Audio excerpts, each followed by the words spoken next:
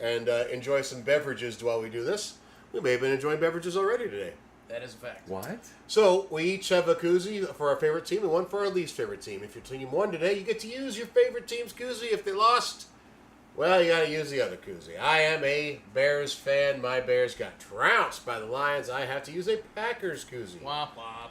Mr. Staten is a Giants fan. His Giants lost in overtime to the Cowboys, so he must use a Patriots koozie. But you were me, so fellas. close, buddy. I am sipping whiskey, which means I will put it in front of the whiskey bottle I'm drinking. It does diminish the flavor just a little bit. And then we have the Professor, who is a Broncos fan, who team lost, unfortunately, at the end. We'll talk about that in a bit. So he has to use a Cowboys koozie. Sorry. And then we have the Skunk Hunter, who is a Bills fan. His Bills won today. So he gets to use his Bills koozie. No Tom freaking Brady No koozie. Tom freaking Brady. I think we should cost him, then he should have to use the Tom Brady one because he hasn't been here for a couple weeks, but that's okay. I missed a single one. Yeah, it's only week 2. Yeah. Everyone knows preseason doesn't count. Right, Giants fan? Shut up. You know, oddly enough, the Shut teams up. that could go winless this year are the ones that usually that have went undefeated in the preseason. Yep. The So, Giants and the Giants went Browns. undefeated, and the Browns, I believe, went undefeated. So, hey. Shut up. Yeah. You're saying there's a chance. All right, let's start with the games that have occurred so far. The Commanders on Thursday traveled to Green Bay to pick on the Packers. Final score was 27-18. It wasn't that close. There was a No. garbage time touchdown to Deebo Samuel to make it a little closer. Jaden Daniels did have 200 passing yards, 2 touchdowns, 17 rushing yards.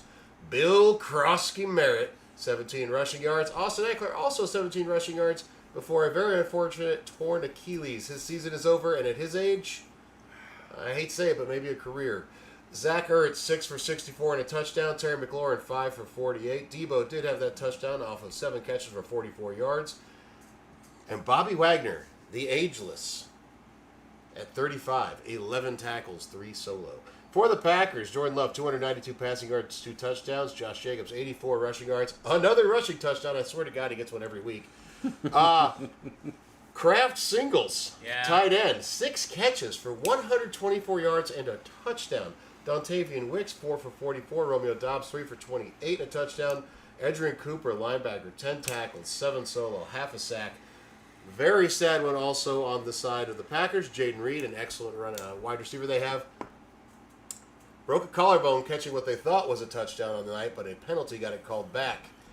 He'll be out 6 to 8 weeks, I believe is what I heard. But the Packers, I don't want to make it sound bad with the Commanders here, but the Packers look like a Super Bowl contender. It's so funny. Like when we think about these elite tight ends that are those passing tight ends, I didn't ever lump Tucker Kraft into them. And we're talking about the start of a season, who's off to a great start. I just didn't assume that he was going to be one of those. If he can keep this pace, holy fuck. Yep. That's like as simple as that. Like if he can be one of those, when I say like Travis Kelce's, I don't mean like potential like Hall of Famers, all timer kind of guy, but like in that vein, right? That's so dangerous for them. For him to have that ability, which we weren't really predicting. Let's be honest, we all sat around here and put Green Bay at the potential bottom of this division, and that's wrong. Right now they're playing like the best in the division. They went from like we can overlook them week to week on occasion to do not fucking count them out. What the fuck happened? Yeah. Their defensive backfield that I thought would be a bit of a liability this year is playing very well, and that is without counting in the Micah Parsons pass rush effect. I realize he will Which has something to do with it. It helps for sure, but they're also playing very well. He's only been out there for like 30 snaps, I think, in each game. Mm-hmm. So they're producing well even when he's not out there. That team is really on a run. And they drafted 2 corners this year, or one this year, one last year? I think the one this year, one last It was year. like they're planning for like a defensive posturing, which Yep. I really like. Yeah. Yep. Any thoughts, Scott Gunter? Yeah. I didn't think Jordan Love would look this good. No, last year was a little weird, but he also started off with that injury, and then he played through another injury, so maybe maybe we weren't giving enough credit for playing. It was through so some easy stuff. for like Jaden Daniels to overshadow Right, him but I last guess year. echoing But it what was you easy to like kind of forget he was like, oh, you were good, you know. just echoing what you guys were saying before Matt can move on. Like preseason, I was in the same boat as you. Like, yeah, they'll be like middle of the pack. And now I know this is an overreaction, but after 2 weeks, I'm like, they look really dangerous. Yeah. Like scary do. good. Yeah, scary they do. good. Let me throw this out there. Could it be one of those things by week 5-6 we see the when that coaching reshuffle happens? Yep. If they're predictable, That being said, like, I mean, they have some like Golden and Dobbs as wide receiver, Kraft out there catching passes. Josh Jacobs is no fucking joke at running back. He's an excellent runner. Jordan Love just needs to be a top 10 quarterback, and they are playoff ready. Yep. So Absolutely. And he's like, Love isn't on fire, but he's not turning the ball over. well, that's actually So- that's exactly it. Like there's which is, to be honest, that's Aaron Rodgers' MO was. Also his downfall in a number of playoffs, which was it felt like he wasn't unwilling to take a chance. Take that exactly. risk, yeah. That being said, you have a kid who's trying to make his mark. When he gets there, he'll be taking those chances, and I believe it. I believe that. So For the Commanders, just running into a good Packers team, or because last week they didn't look quite their normal selves either. Is there a chance that some of the defenses have caught on a little bit to what Kingsbury likes to do here with Daniels and the rest of this team? yeah, actually, that makes a lot of sense to me. I also think that that's actually the best thing for them to start off with some trouble while people are predicting what they're doing, and then build on it. And again, that week 5-6 when the coaching starts catching up and blah blah blah. But there's some good talent on the team. The bigger question has to do, you mentioned it at least once or twice during the preseason, which is the age of their offensive line. Mm-hmm. If that catches up to them, and it's tricky because the age catches up and the injuries can stack and then you're out. Yep. Or the other way around is if the injuries happen a little bit early and then they come back for the end, that wisdom Bodes well for a nice little run, yeah. that wisdom, right? So I don't know what to think. I don't want to count them out. They have way too many dangerous things. I think that Austin Eckler going out is After having traded Brian Robinson. well. Jr. That's right at the exactly beginning what I of was going to season say. Is that's what sucks about it. It's he's at the end of his career. He would have been the guy that would have been great to have when you're making your playoff push and in the Absolutely. playoffs. But you got rid of Brian Robinson Jr., who's not as good as Eckler Prime by any means. Eckler Prime. back in his prime, that was a difference maker. Yeah. But that guy was vying for almost 1,000 yards receiving and Exactly. rushing in his prime. But so right now, having something you can trade off and split carries between the two, that would have been nice to have. So maybe that bites him in the ass. Who knows? Maybe there's still like more to grow with them in what they do have, Krosky Merritt. I don't know. Can he get way better? I mean, he looked pretty solid. I don't know. Again, the better that Love gets, the better they're going to get. True. Yeah. If you make the defensive line not pack you quite as tightly in there because you're afraid of the passing game, Well, I'm talking about on the Commander side of it, but their running back crew, where are they? Can they get better? And without Eckler, is there someone they can add if they are making a late season push? Who's available? Who knows? So. It's pretty slim pickings for running backs right now. Feels like it, right? Yeah. Here's a funny little story from back in the day. Back when the Tampa Bay Buccaneers were in their second or third year, one of their head coaches was asked by some reporters after a game what he thought of his team's execution, and he said, "I'm in favor of it." Which brings me to the Bears traveling to the Lions today, where they lost 21-52. Caleb Williams had 207 yards passing, 2 touchdowns, 1 interception. He was sacked 4 times. Swift, 63 yards rushing and a touchdown. Rumadun's a massive game. 7 catches, 128 yards, and 2 touchdowns. DJ Moore, 5 for 46. But Rome also had a couple of really bad drops. Sure did. For the Bears. Sure did. For the Lions, Jared Goff, 334 passing yards, 5 touchdowns. Jameer Gibbs, 94 rushing yards and a touchdown. David Montgomery, 57 yards rushing and a touchdown. Amon St. Brown, 9 catches for 115 yards and 3 touchdowns.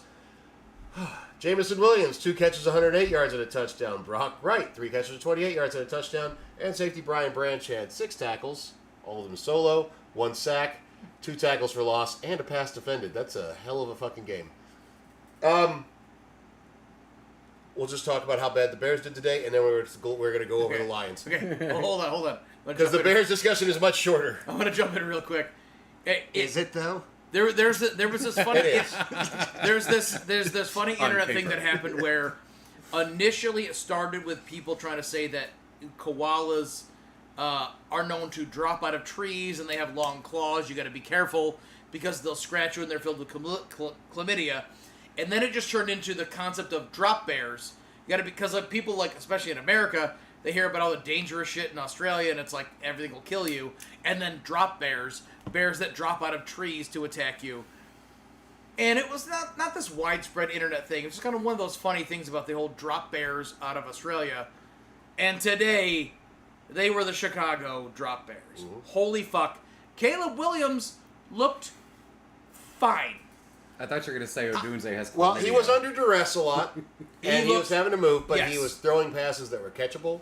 We watched way too many easily catchable, not just easily catchable, but hit you in the hands and then you drop them while you were running a couple times. That were game changer. I don't think they would have beat Detroit, Matt. I'm sorry. No, that's fair. They would not have today. Their defense couldn't stop. But holy shit, there were some game differential passes that were flat 4 or 5 that were like, what the fuck? You were paid millions.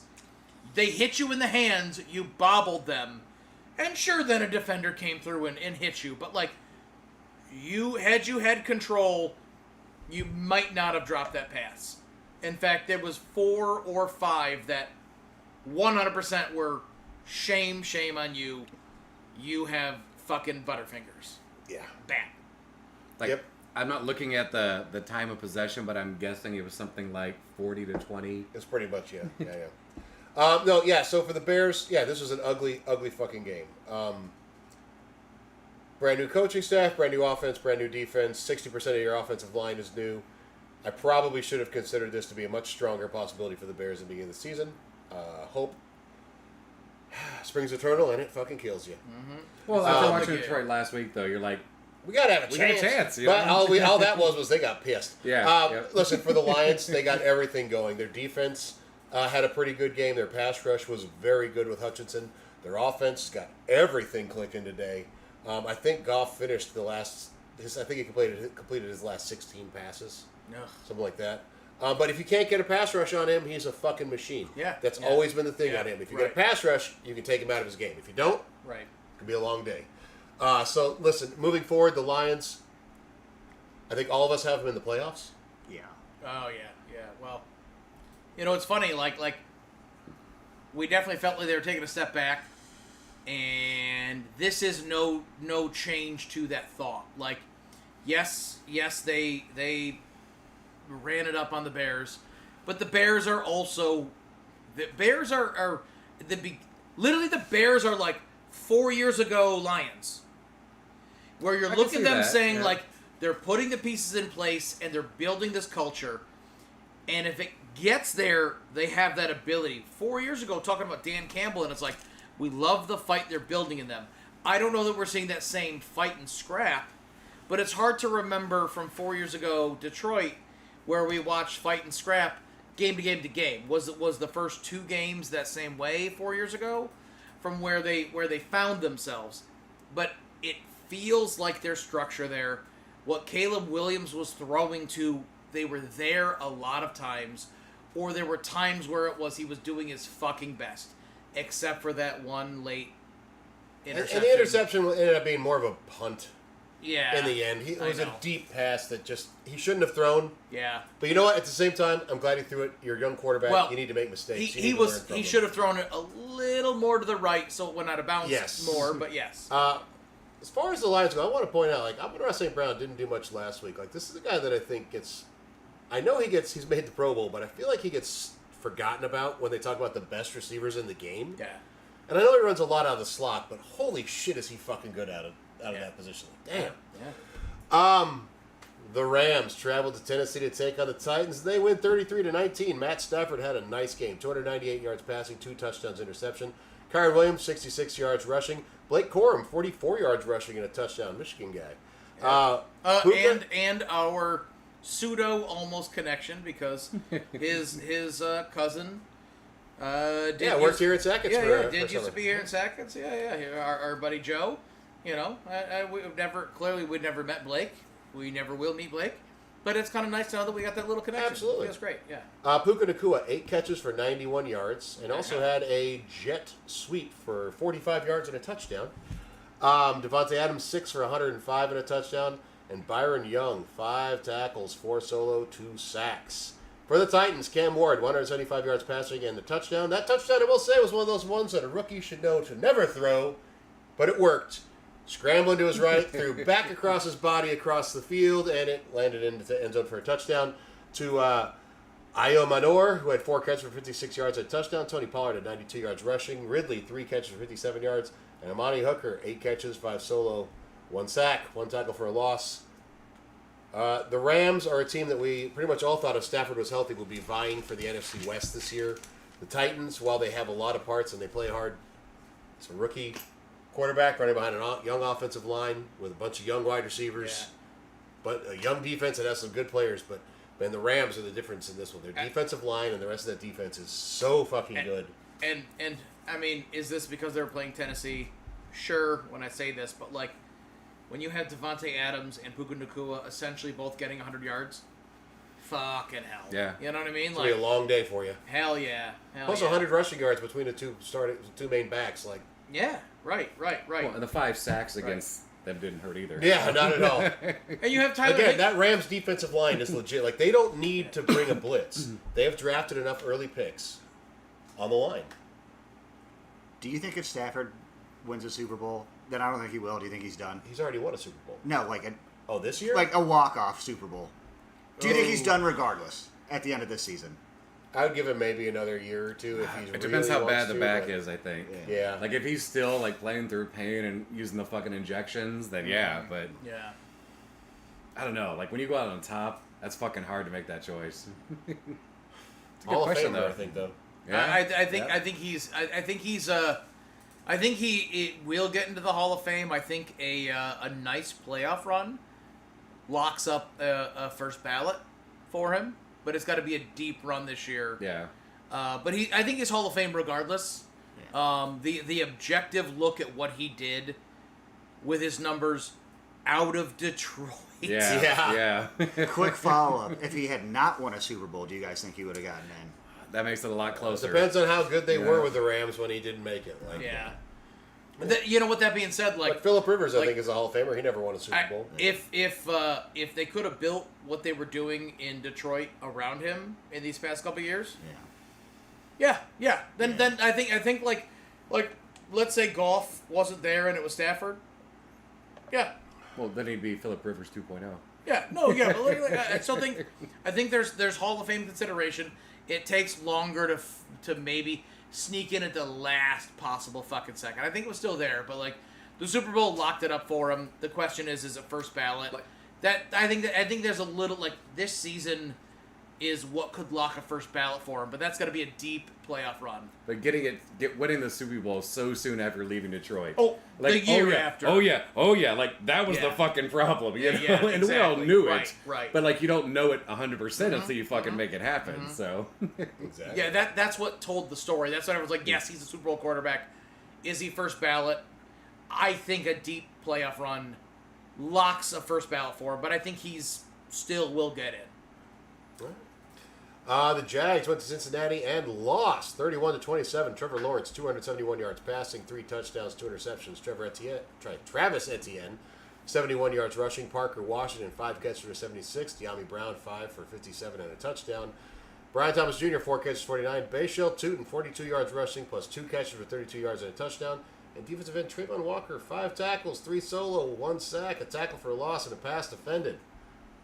For the Bengals, Joe Burrow had 76 yards passing and a touchdown. Then he had a turf toe injury. He's supposed to miss a few weeks. Jake Browning, his backup, came in, threw for 241 yards, 2 touchdowns, and 3 interceptions. Also had a 1-yard rush for a touchdown. Chase Brown, only 47 yards rushing to go 2 catches for 18 yards. Jamar Chase, on the other hand, had 14 catches for 165 yards and a touchdown. So we know who Browning was throwing to. And T. Higgins, 3 for 56 and a touchdown. And Trey Hendrickson, 3 tackles and a sack. The Bengals' offensive line sucks. Their defense sucks. But they know that. That's why they fucking rushed it never. Yep. They know, like, hey, our fucking line is garbage. Yeah. You know? Is that what they're going to have to do this whole season? They're going to have to. Now with Joe Burrow out, too? Yeah. And listen, if you have Noah Fant and T. Higgins, you know, running short routes and opening up Jamar Chase, and you could the tricky part is going to be like, okay, so Cincinnati is 2-0, which they've started slow and then built their way into being a tough team. Yep.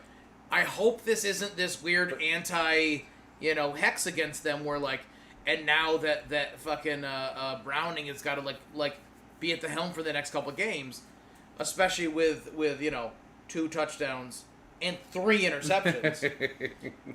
That being said, reps are he learned from Jameis Winston. Oh, yeah, but yeah, listen, getting the reps out there, that's positive, whatever. But he needs to be ready to just move that ball in an instant. And Joe Burrow can stand in the pocket and be comfortable making quick decisions, scanning wherever he needs to. If Browning can't do that, then they've got 3 games that could be tough. Browning stepped in and played pretty well a couple years ago when Burrow got hurt. So I think if they need, I think he's actually a pretty good backup to have. Agreed. I think he could step in for the next few games. I don't know what their schedule is. Ready? Vikings, Broncos, Lions. All right, so they're gonna be 0-3. They're gonna be 2-3. 2-3 after that. Okay. Right, okay. and then Packers, Steelers, Jets. Ooh. Packers doesn't feel good even with Burrow there. Steelers they could win. Jets they could win. Steelers, Jets. You know. So if they can get back Burrow and be 500, that's pretty good. And then Bears, Steelers, Patriots. You know what I mean? So Yeah. It's not like he's going to be out 6 games, 7 games like he was. Yeah. Last year, year before. Right. Yeah. I don't know. The Patriots looked like a wagon versus the Dolphins today. Oh, no. All right. I didn't see it. The Browns traveled to Baltimore to take on the Ravens. It went exactly how you expect it would. Joe Flacco, 190 yards passing, a touchdown and interception. Dylan Gabriel got in there, had 19 yards passing and a touchdown. Quinshon Judkins, in his first playing time at all this season, after he was accused of some assault and battery, I believe, finally signed a contract last week and was the leading rusher today with 61 yards. Also caught 3 passes for 10 yards. Jerry Jeudy had 4 catches for 51 yards. Harold Fannin Jr., who should have gotten the best tight end in the NCAA last year for Bowling Green, had 5 catches for 48 yards. Cedric Tillman, 2 catches for 22 yards and a touchdown. And I got to talk to Samson, the other rookie running back. 6 yards rushing, but he had 3 catches for 13 yards and a tutty. For the Ravens, Derrick Henry followed up his 100 and oh my God, is he ever going to stop running game against the Bills with 23 yards, no catches. Lamar Jackson, 225 yards passing and 4 touchdowns. Zay Flowers, 7 for 75. DeAndre Hopkins continues his I'm Not Dead Yet tour with 2 catches for 64 yards and a touchdown. Tez Walker, 2 catches, 26 and 2 touchdowns. And Roquan Smith, 15 tackles, 8 solo, 3 of them for losses. When you said it, God damn it, why'd the Bears trade him? When it said it went exactly as expected, you're correct on The score, but the fact that they ran a total of 45 team yards is not what I expected. That being said, fucking smart. I mean, like, listen, why run? the Browns can stop the run. Give him a week off. You off. can pass on him. Go ahead and you can give Derrick Henry a week off to not get much beating up on his body. Yeah, it's great. Well, also, if Derrick Henry just has to block and not have to get tackled and get your legs and knees all tangled up. Yeah. Fucking great blocker. 100%. Great blocker. DeAndre Hopkins, is he a real thing this year? I thought he was kind of washed. No. He's not a real thing. That being said, he's someone you can't ignore. You can't count him out, right? His talent is there. Let's maybe not overuse him this year. His hands, like 3 times the size of mine, are still there. I'm sure his speed and his vertical are not what they were, but his hands have, like that fucking catch last week. God damn. One-hander. Right, great. So his hands have not fallen. His mind has not fallen. Don't count him out. They're going to use him. And, in fact, I love the fact that this week they were like, yeah, let's keep him in the mix. Yeah. Let's make sure he's getting reps and let everyone know he's still fucking D-Hop. But Zay's still number one. Absolutely. You know what I mean? Like, no doubt about it. So like, I love that he's there. I love that they can use him. That being said, you're also not even using Mark Andrews. Same thing. Like, at all. Save him. One Save catch for 2 yards. Save them old bones for when you need it. Like, Well, I Mark love it. Andrews I'm is down not for an it. old bone. He's like 26, dude. His joints are old bones, and you know it. Well, every NFL player's joints are old bones, I would Mark, He's 30. Yeah, 30? yeah, Holy yeah, fuck. yeah, All right, yeah, my apologies, yeah. Scott. Okay. The Bills traveled to New Jersey to take on the Jets. And they kicked the shit out of them, 30-10. Sure did. Josh Allen, only 148 yards passing, but he did have 59 yards rushing. Any else? James Cook, 132 yards rushing and 2 touchdowns. Palmer, 2 for 47, and Kincaid, 4 for 37. If you're wondering, Matt, why are you saying more? Because they didn't need to do any fucking I was more. going to say, Josh Allen watched the fourth quarter from the bench. Justin Fields was 3 of 11 for 27 yards passing and 49 yards rushing before he got hurt. Tyrod Taylor stepped in at 56 yards passing and a touchdown. Breece Hall, 29 yards rushing. And Garrett Wilson, 4 catches for 50 yards. There is not a whole lot to say about the Jets game in this one. They were very good last week against the Steelers. The Bills continue to just kick the shit out of teams they're supposed to kick the shit out of. I mean, this is a team that we all know is in the hunt for a Super Bowl. That also includes. They're my Super Bowl pick. That also includes a somehow like finger strike to the nose of Josh Allen. Yeah, he had a broken nose or something today. I don't know if it was broken, but it was bruised pretty quickly, and you could see the scratch on the side of his nose. It swelled a little bit. Did it break? Who knows? But once again, announcers are fucking garbage. I didn't watch the entire sequence, but when I stopped watching it, they had mentioned his nose 7 times. 7 times. I was bar The watching. nose. Yeah, I was bar watching. I couldn't hear announcers. But like as we watched it back, and it's like, yeah, he got remember back in the old Apprentice days, Donald Trump coming in with a Viper strike, you're fired. That's pretty much what happened through his face mask. Got the old wabba, right to the nose. And like initially, I thought it was an eye poke or something. The way he was like holding himself down, but then by the sideline, like they're like packing his nose up there. I'm like, well, maybe it's broken. What sucks about that is like that takes those first contact hits and like that jostle and your first thought is, fuck, that hurts. Right? Not Josh Allen. Right. But not Josh Allen, like that first like when you tackled the table earlier. Yeah. Like your first thought wasn't, oh, poor me. Yeah, right, exactly. So like a lot of His first thought was, fuck! Yeah, no, they literally had to wait till it stopped bleeding to put him back on the field. And Trubisky went up there and had a good pass, and then did one other play, and then he was back in, and was like, yeah, he'll be fine by next week. And even if it's a little bit sore, like whatever. Yeah. Right. Okay. The Patriots went to Miami, which is usually this time of year is a house of horrors for them, but they came out with a win, 33-27. Drake May, 230 yards passing, 2 touchdowns, 31 yards rushing, and a touchdown. Ramondre Stevenson, 54 yards rushing to go with 5 catches for 88 yards. Antonio Gibson at 27 yards rushing. Hooper, 3 for 38. Keyshawn Booty, 1 for 16 and a touchdown. Booty. For the Dolphins, Tua turned the ball over, had 315 yards passing, 2 touchdowns and an interception. Achane, 38 yards rushing to go with 8 catches for 92 yards and a touchdown. Tyreek Hill, 6 catches for 109 yards. Jalen Waddle, 5 for 68 and a touchdown. Jordan Brooks, 8 tackles, 4 solo, and a sack. The Dolphins looked bad last week. Their offense looked much better this week. Their defense looked like shit. Tua was better this week. He was. Not better enough. Is this the Dolphins on the upward swing, or was this their best shot, and now we're going to see something bad come out next week? I mean, we had talked preseason about the Pats being slightly better than we thought they would be. And the Dolphins also continuing to disappoint. So I think it was just the perfect Week 2 matchup. Yeah, that's fair. What are you say? Yeah, biggest game Tyreek's had in quite some time.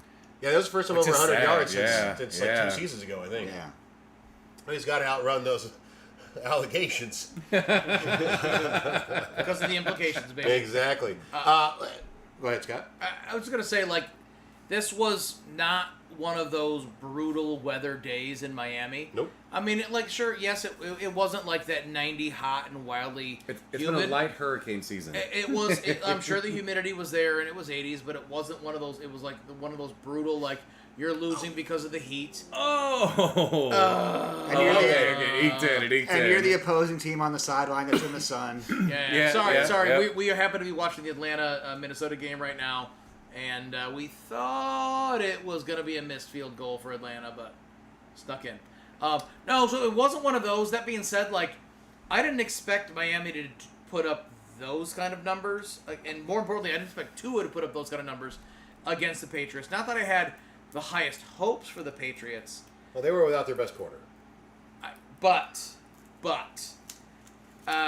from last week to this week, I believe it's pronounced Butte. It definitely felt like if we average last week's and this week's Dolphins, they're maybe like are they going to be as Butte as they looked last week? Hopefully not. I don't want a team that's just that's worse than the Saints. You know what I mean? Like we don't need two of those this week. This season. They didn't force a punt once against the Colts last week, and they gave up a score in both of the Patriots' first drives. And it's like that's like 5 quarters without stopping the other team. Like, that is unfucking real. Yeah. Right?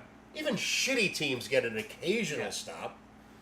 But also to see Tyreek Hill get 100 yards is fucking refreshing. Well, also to see Jalen Waddle have a Waddle good game. That's to progress, get 70 yards is fucking refreshing. HN, he didn't have a great rushing game, but 8 catches, 92 yards, and a touchdown. Like, that kind of talent getting wasted. Tyreek Hill, Jalen Waddle, Devon HN getting wasted in Miami sucks. Yep.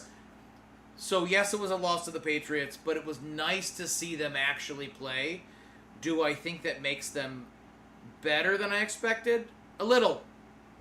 I don't think it's sustainable for him. McDaniel's still on the hottest seat. Oh, he's on the hottest seat. Oh, yeah. He's on the hottest no one seat. else has that caliber of talent on the roster. Yeah.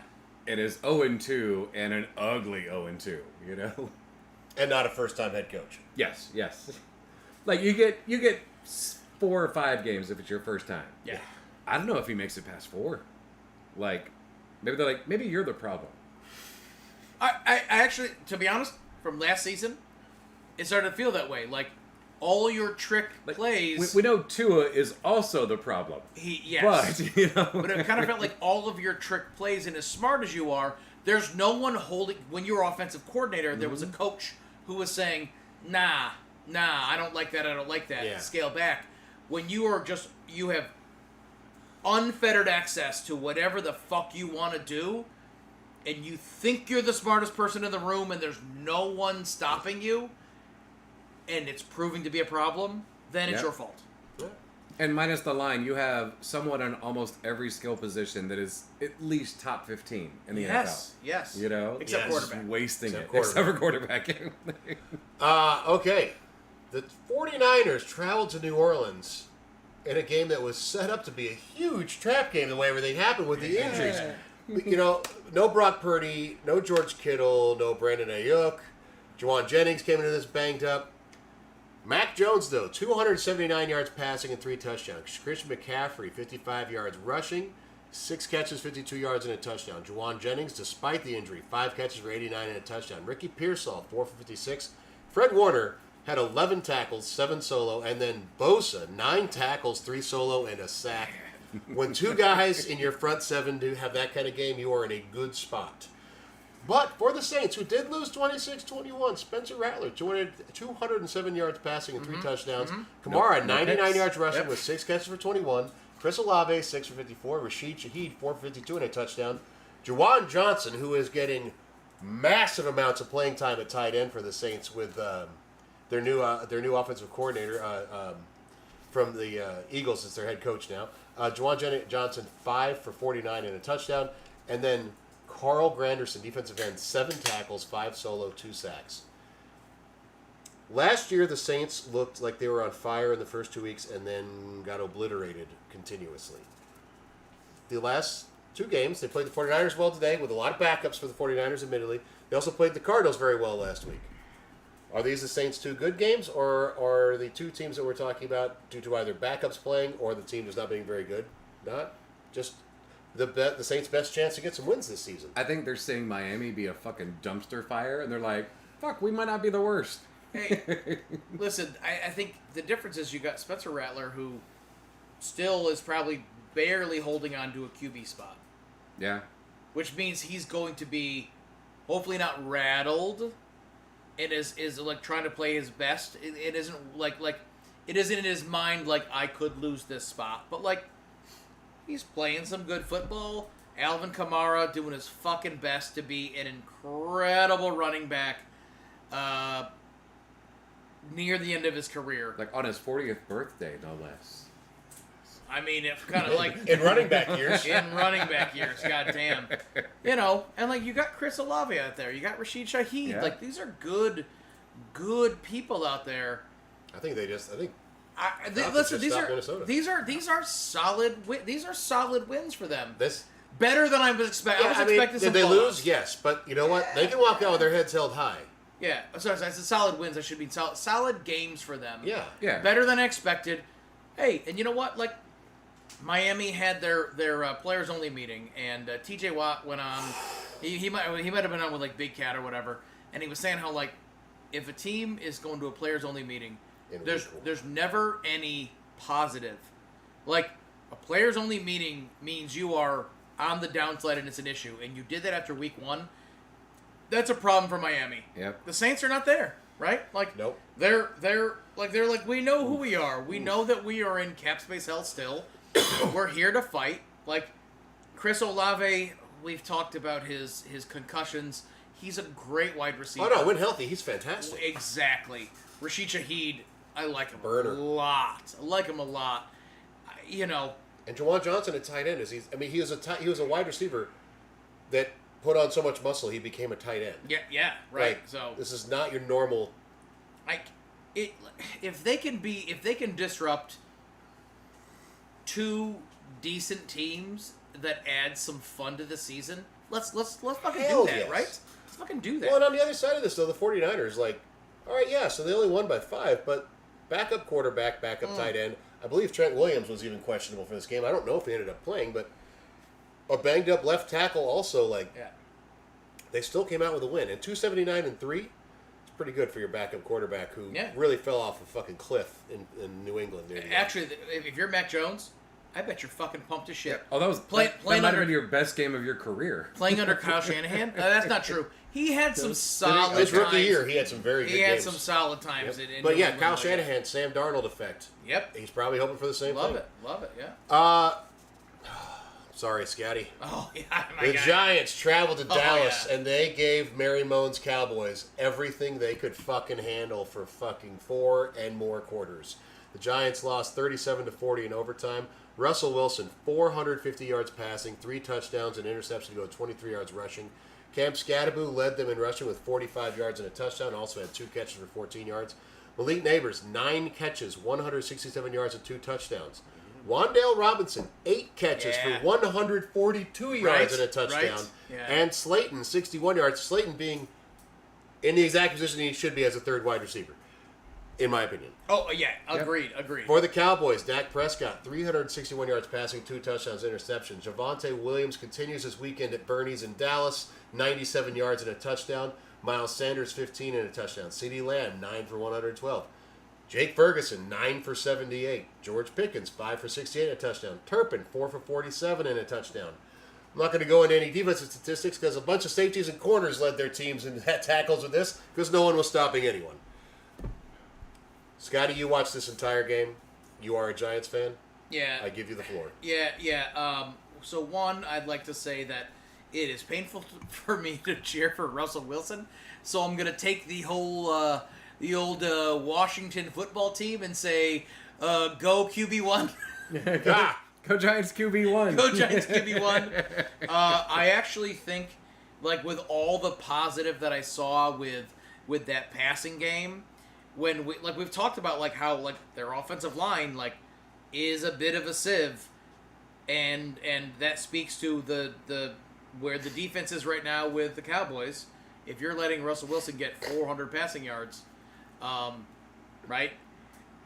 I think the bigger issue was their penalties. The Giants were egregious with their penalties. It was fucking wild how stupid they were and they were just so out of control. That's what lost them the game today. They played way better than expected against Dallas. Did I pick them in our picks from last week? Yes, I did. I believe obviously. you did. Of course I did. I'm not. Because fuck them boys. But also, them Island boys. But You did. this was like, listen, for fucking Jake Ferguson to kick like a 64-yarder, whatever the fuck it was, that was wonky as hell. Aubrey. Sorry, Brandon Aubrey. It was wonky as hell. It made it in. As a football fan, gotta love them kicks. Gotta love those kicks. It was painful for that to force the overtime that would have been the Giants win had he not made that 64-yarder. But man, the reality is like, nah. The amount of turnovers, the amount of fouls that the Giants committed, you lost it on that. You lost it on that. Like it was holding and face masks and offsides. Very undisciplined. And very undisciplined. Which is a bummer because we're far too deep into Dayball's tenure to be doing those things. Yeah. I think some of it for y'all might be a lack of talent on the offensive line. Arguably, we know the offensive line is holding struggling. penalties. When you have someone that's lesser, Yeah. I mean, we see it with the Bears' offensive line a lot. You're going to give up holding penalties because those tackles are trying to keep their quarterback alive. You know? You're not as good. Yeah. I will say this. Cam Scatteraboo, I like seeing him get some more play this week. He ran hard. Yeah. And like Tyrone Tracy, who was fantastic last year. He got 5 carries for 15 yards. Yep. All right? Like, that being said, they were looking downfield because that Neighbors-Robinson combo was exactly what we wanted. Yep. It delivered. And that's like, and I love that that's there. 100%. Don't get me wrong, Cam Scatteraboo. I didn't expect to be the running back one. That being said, I don't think he did either. if they recognize that man runs with reckless abandon, Yep. like I don't want to abuse him this early in his career, but you know what? If he's gonna be a lightning bolt for a few years because he's just gonna run himself into injury, then let's fucking see 3 years of just a maniac and let's scatter go. You know what I mean? Yeah. I'm not saying he's at this level, but he is already very early on. Like from his college days, too, just the way he plays. Yeah. Very McCaffrey-ish. Yeah. You know? And it's fun to watch. All right, let's hit hands. We don't know. No. But when it comes to that style of running, like, love it. Love that just aggressive running. So. One other thing I'd like to bring up with this game, by the way. This was Dak Prescott's 14th straight win against the Giants. Oof. Now, Tom Brady had a 13-win streak versus the Bills, and Steve Young had a 13-win streak versus the Rams. Any guesses on who possibly, and this is probably going to be one that y'all don't get, it's fine, because it's a random one I didn't know until I looked up. Longest win streak for one quarterback versus another team. How many games? 20. Oof. Ooh. So I feel like it's got to be someone like, oh, you said someone we wouldn't guess. I don't think you will. So it's not like a Hall of Famer quarterback. Could it be like? It is. Okay. Could it be? Could it be a Drew Brees or something like that? It's not. Could it be Favre? It's not. Marino? Right franchise. What? What other fucking Miami quarterback was that good? They did go undefeated. I mean, he got injured and his backup played some games. Fucking A. His son played for the Broncos and the Bears. Greasy? Yeah, Bob Greasy. 20 straight wins versus Buffalo Bills? Indeed. So Sorry, Eric. I did not know that when I started looking into this. I honestly thought I honestly thought Tom Brady would be number 1 versus the Bills. A 33-3 record, but apparently just so evenly spaced those wins, never got to the top. Yep. I just thought that was fascinating because I was like 20 straight wins, and I'm like, oh well, like you were there with. Yeah. At that point, the winningest coach of all time, you were an undefeated team 1 year. So you had some good scores. Like I could see Marino also because like the Pats sucked during that. Well, but also keep in mind, like the Bills had O.J. Simpson those days, but they didn't win many games. No. Like he was it. Yeah. So, okay. Last of the early games, the Seahawks traveled to Pittsburgh, and they pulled the Steelers on them. They said, "Fuck you, we have the defense." Sam Darnold, 295 yards passing, 2 touchdowns, 2 interceptions. Here's a fun one. Kenneth Walker had 13 carries. Zach Charbonnet had 15 carries. Who do you think had the most amount of rushing yards? I mean, well, to be honest, we have been all about like last week. We were talking about how great Charbonnet's been playing and should be their lead back. Kenneth Walker though. But Charbonnet had 10 yards on 15 carries. Kenneth Walker had 105 yards and a touchdown on 13. Damn. Jackson Smith and Jigba had 103 yards and 8 catches. Cooper Kupp, 7 catches for 90 yards. Defensive tackle, second-year man out of University of Texas, Byron Murphy II, 5 tackles, 2 solo, and a sack and a half.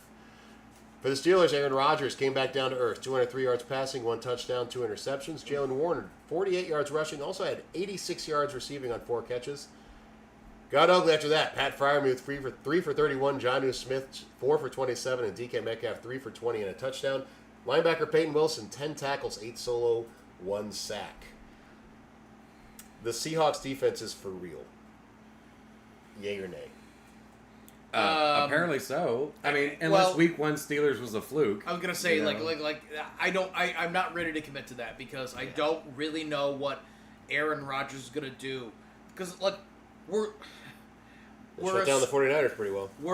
Sure, but we're also assuming that. Okay, but Tomlin has had how long to really understand the Shanahan style and how to coach against it?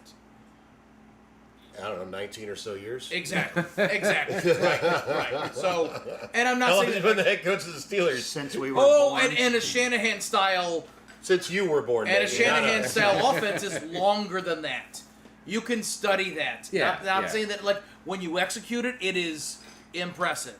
Right? Oh yeah. Because he's that belongs to his father. Let's be honest. So, not that he isn't great at it. I'm not taking away from him, but there you can at least study that and know that, and the easy to plan for that.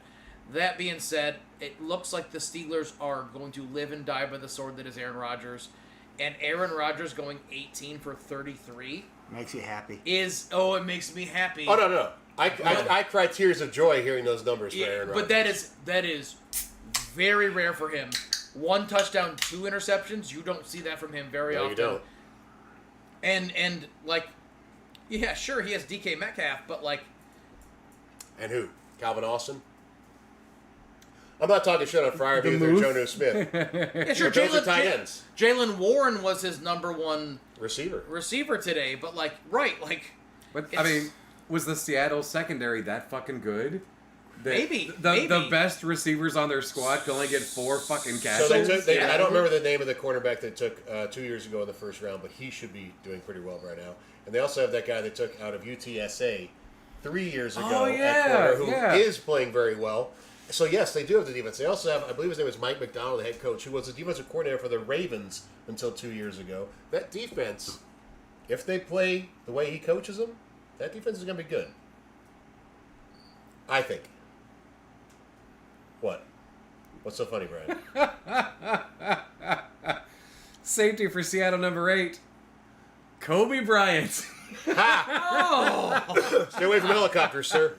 Oh, god damn, man. Oh, too soon. No. Sorry, it was foggy. I had to go with a joke.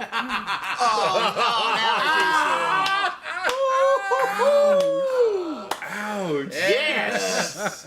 Moving on. The Broncos went to Indianapolis to take on the surprising 1-0 Colts, who are now the 2-0 Colts. Yes, they 29-28 Indianapolis.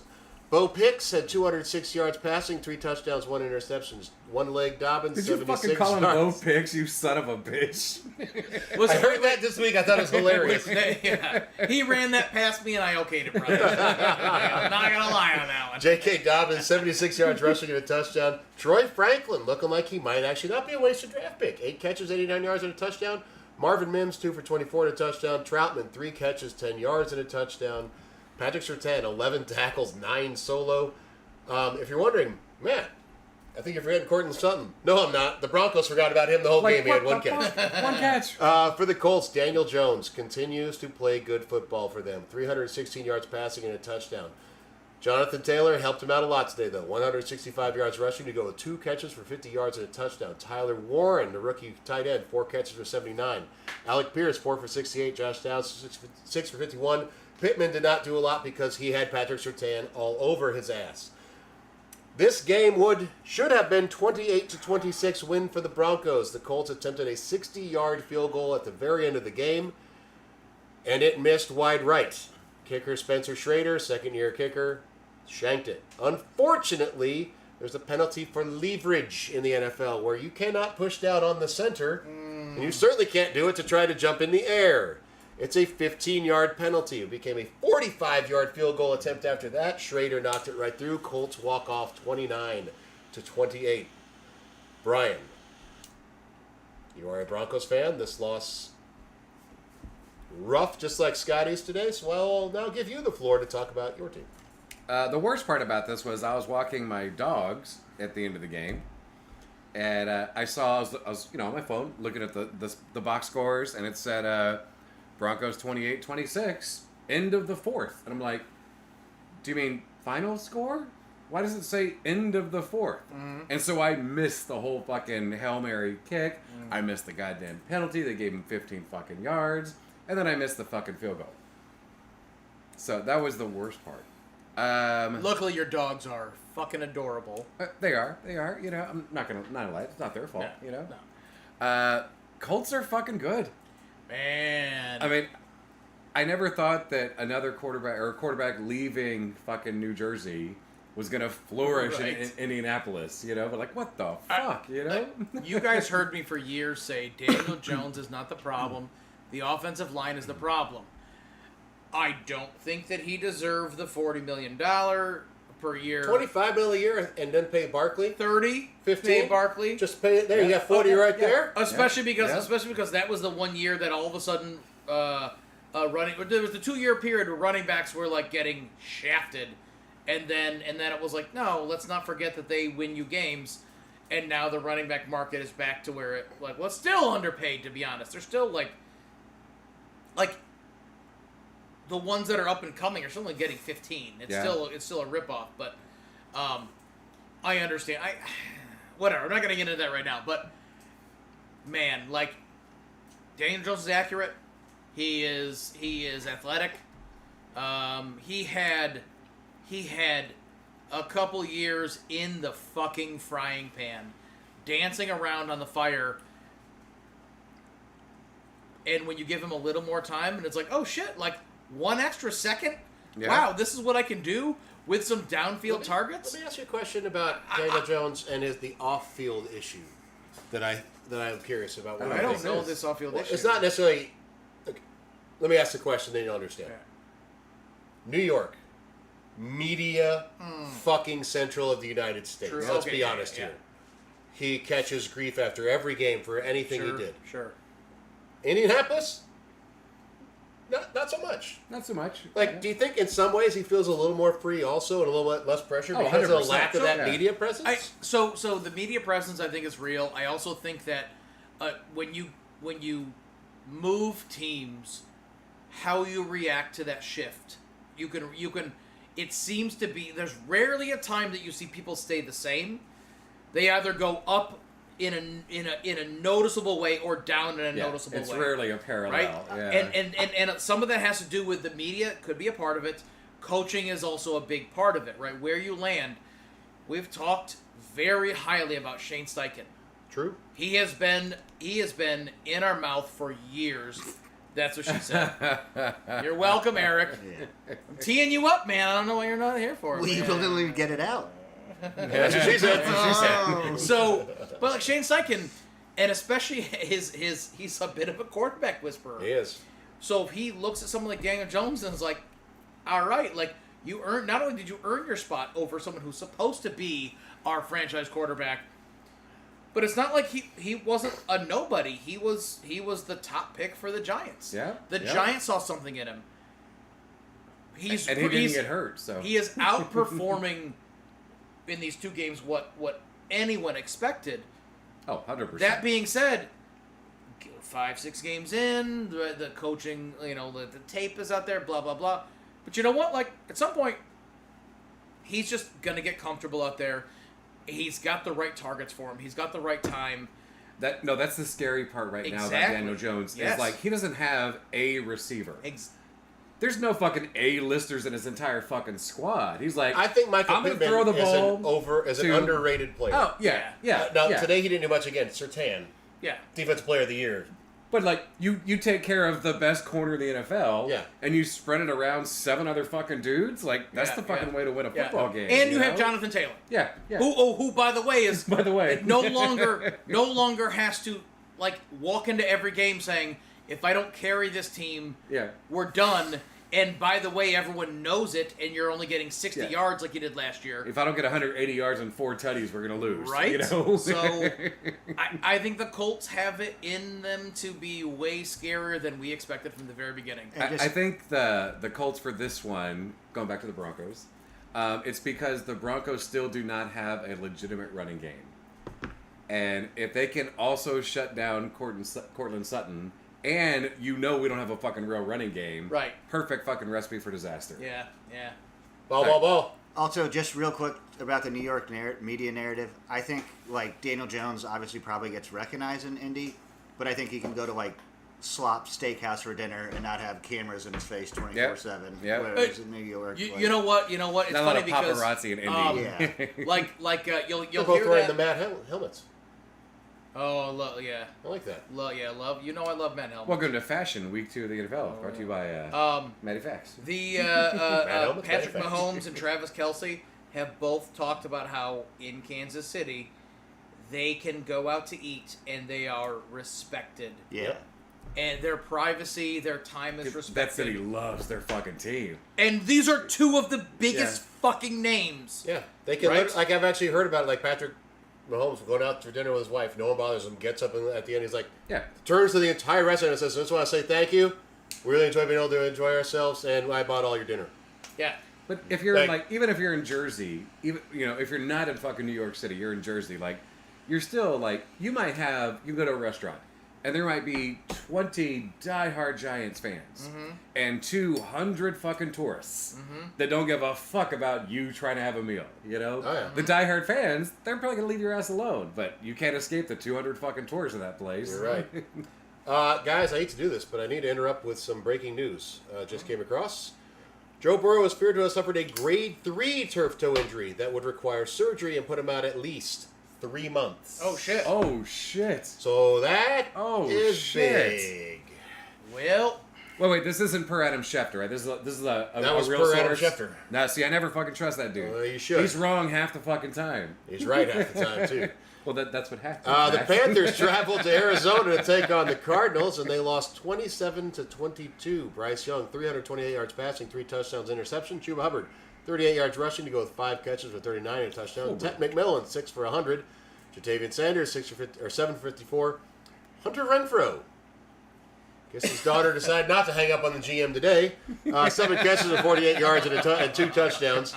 Kyler Murray, 220, a touchdown, and interception, and 32 yards rushing. James Conner, 34 and a touchdown.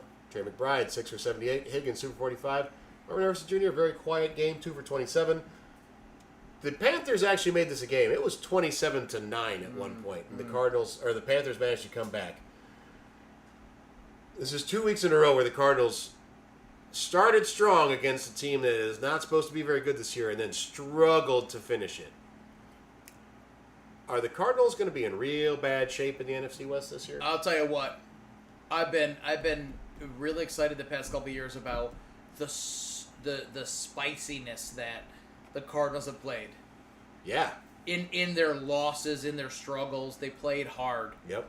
You can't go 2-0 with barely beating the Panthers and the Saints. Yeah. That's brutal. But I want to say this. I think this was Panthers playing up and Cardinals playing down. Bryce had a good game. So, I don't want to take away from the Panthers on this. No, not at all. Yeah. When I say this, I'm disappointed in the Cardinals. Yeah. I actually had a lot higher hopes, and it feels like whatever they're trying to do, maybe they finally got in their head where like we have the pieces we need, and they lost that edge. I don't know, but maybe. But like if they can find it again, like I will be a minor bandwagon Cardinals guy again, as I have been the past couple of years, because I like watching that fight. But Jesus Christ, I know. That is not the fight that I saw with them. And yeah, sure, you're 2-0, but I don't like that 2-0 for you. And you should neither if you're a Cardinals guy. I mean, they've won their games by with a combined 12 points, but they played the fucking Saints and the Panthers. It is very likely by week 10 they will be 3-7. They got the Niners, the Seahawks, the Titans, their third win. Yeah. Colts, Packers, Cowboys, Seahawks, Niners, and then Jags week 11. That being said, they could easily be 3-7. That being said, Bryce Young, 300 yards, 3 touchdowns. Yeah, Bryce Young looking better, man. Yeah, man. For sure. Exactly. For the Cardinals, they have got to get more production out of their wide receiver core. The Kyler Murray, I don't know if it's still the Call of Duty or what, but I mean.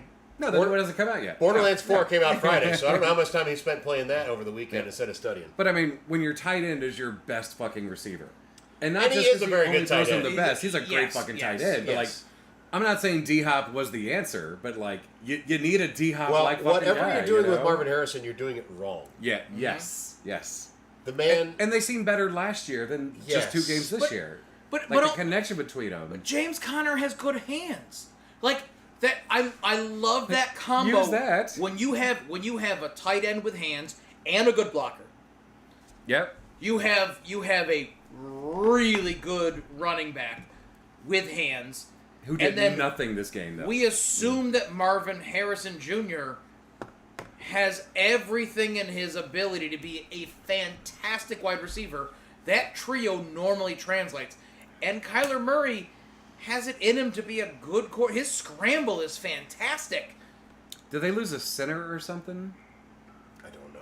I don't know what's happening. Because like for them to be like this fucking they're winning, but not fucking well. Like there's usually like an important offensive line piece that's missing all of a sudden. But today they scored early, and then they took the foot off the kettle.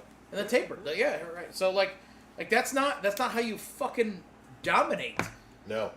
By any means. It feels like you lost the fight. You didn't know how to scrap through. Yeah. And Carolina, if they're gonna scrappy. Eric, you got any thoughts? Okay. Panthers, I think you can feel optimistic for the first time in a while after Bryce Young. Bryce Young after this game, where maybe we didn't make a colossal fucking mistake. Like he's capable of having a good game. Yeah. Well, I don't think he was ever the mistake. The team has been trash. Yeah. And he also, we mentioned it, has had new offenses installed every season. Yeah, this being the second year with the same offensive coordinator, I think we'll see by the end of the season. I think we'll see him playing better. The Eagles went to Kansas City, and for the first time that I can even think of, Patrick Mahomes was the underdog at home. And for good reason, because the Eagles won 20-17. This is the first time in Super Bowl era where 2 quarterbacks have played against each other after losing to each other in the Super Bowl. Oh, that's crazy. It's never happened. Never, ever happened. Really? Yeah. Well, think about how hard it is to get to the Super Bowl. That's a good point. But wouldn't they make that a matchup as soon as possible next year? Like every fucking year? Did you really want to watch Kerry Collins go up against the Baltimore Ravens defense again? Brian? Yes. Their opening game last year was no, it wasn't. The Chiefs played. The Chiefs played the 49ers in the previous Super Bowl, and they didn't play last year. That's the other problem, though. The AFC and NFC matching up divisions to play each other also. But for the enjoyment, for viewers, I'm not even talking opening game, though. This is apparently the first time in the Super Bowl era that. Well, this wasn't the opening game.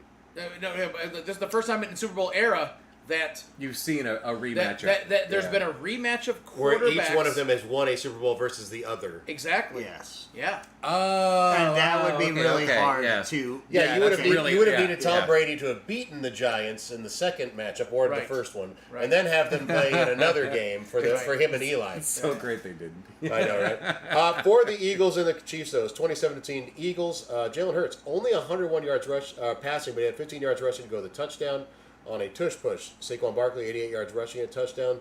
Devonta Smith, 4 catches for 53 yards. A.J. Brown, 5 for 27, which I believe for the season puts him at 6 for 34 yards. For the Chiefs, Patrick Mahomes, 187 yards passing, a touchdown interception to go with 66 yards rushing and a touchdown. He led them for rushing. Travis Kelce, 4 for 61. Should have been 5 for about 66 and a touchdown. But he let that ball bounce off his hands and get intercepted in the end zone. Can't be hitting people in the hands. Really hurt the Chiefs Can't on be that hitting one. people Did they play for the Bears? I thought so. I tell you what. His middle name's Odunze. You know, we talked about this. Brian and I talked about this last week. At some point, I think the NFL needs to institute something to say if the ball bounces out of the wide receiver's hands and into a defensive back's, that interception should be on the wide receiver. I 100% 100%, agree. yeah. Especially with the ability of tracking nowadays.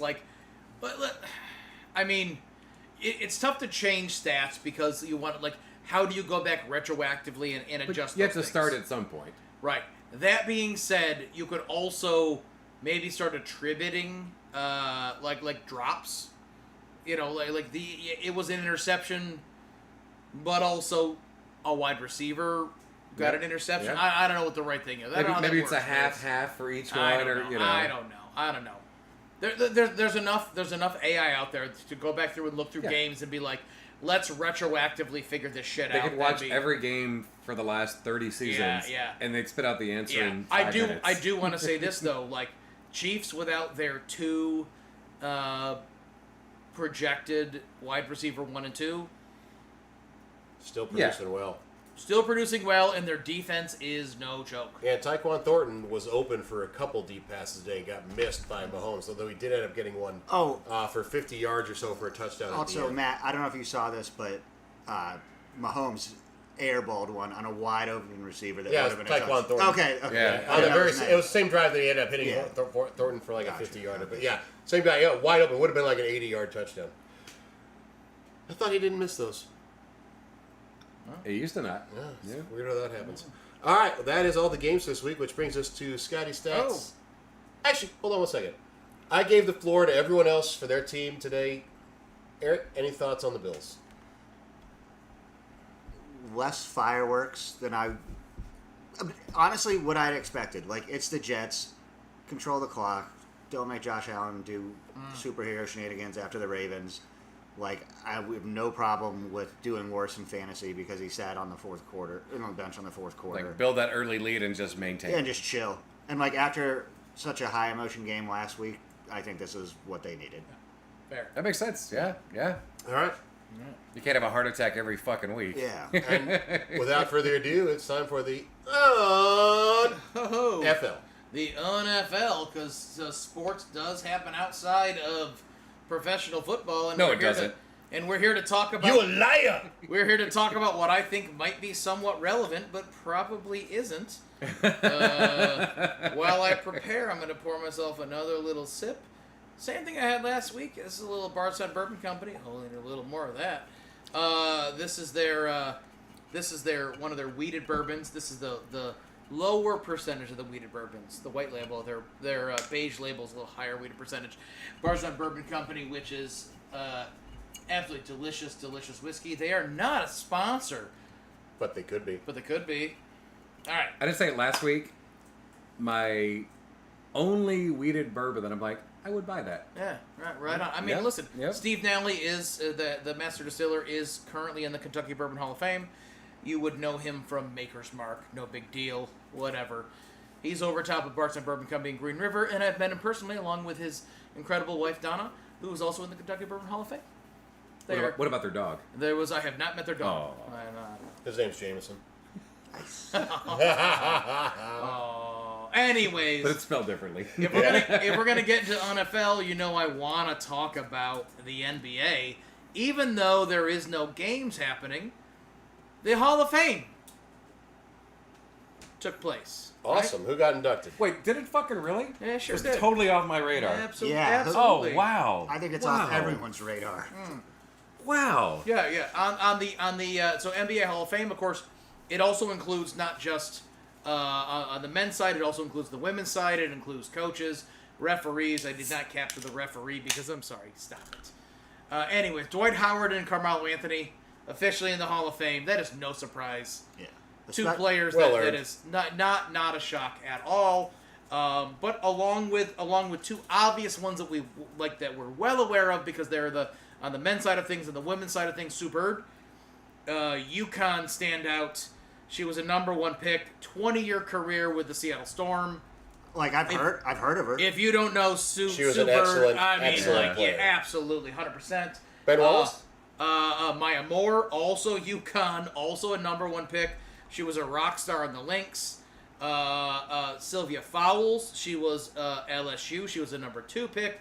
She played for the Sky and the Lynx. Like, these are three standout women's players. Billy Donovan made it in as a coach. It's still active as far as I know. I don't know where he is right now, but I don't believe he's fully retired, but he's made it in. He's the head coach for the Bulls right now. Okay, I didn't know if he was still there or not. So, He okay, is. yeah, great. But also the team that made, within the Hall of Fame, the 2008 Redeem team. Yep. After Made that it fucking in. loss. Right? As the United States, they started slowing down on their USA basketball team, and they did an Olympics where they got bronze. They also did the following so the 2004 team got bronze. 2006 in the World Play, they also got bronze.